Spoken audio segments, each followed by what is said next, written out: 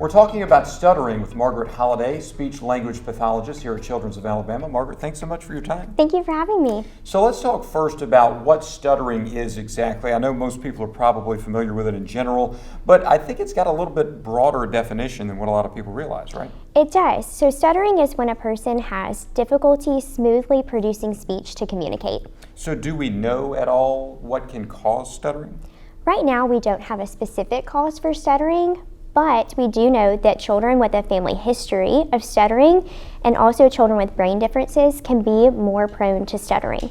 So how early can it begin in a child? Is there a certain age range that parents need to be on the lookout for certain things? It typically begins between the ages of 2 and 6 years old. So if you have a child that's between the ages of 2 and 6, there are certain things you need to look out for.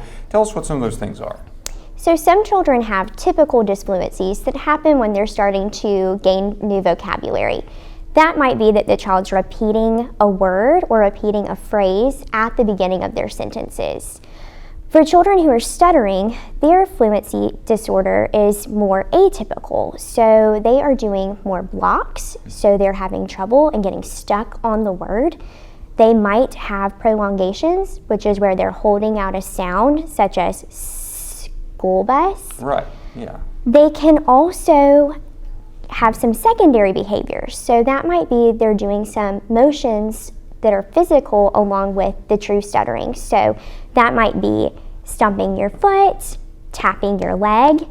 These children are also more likely to repeat part of a word instead of a whole word. So they might say puppy instead of repeating the word puppy.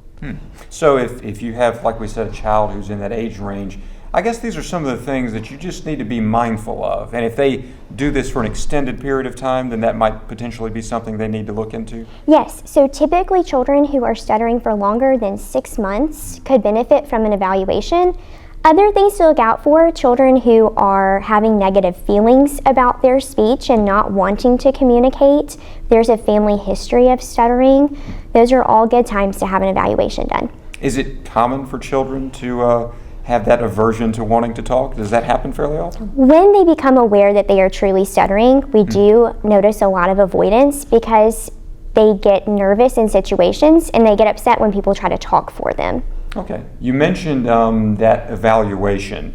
If you get past that 6-month mark and you're having some of these symptoms, is that kind of the next step you need to take? It is. An evaluation would be great. If you're having concerns, you can talk to your pediatrician and they can send a referral.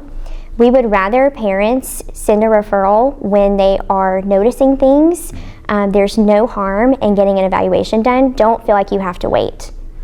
What are some of the ways, what are some of the things that doctors and medical professionals can do if a child is dealing with stuttering? We do a lot of direct and indirect treatment for stuttering. We also focus a lot on dealing with the negative behaviors and feelings that come from stuttering. We teach a lot of strategies to parents and to children, but the biggest thing we want to tell caregivers is tell your children they have plenty of time to speak, and we want to avoid finishing their sentences for them. How much do y'all emphasize with parents here that if a child is struggling with this, that there are things that can be done and that there is hope that the situation can improve?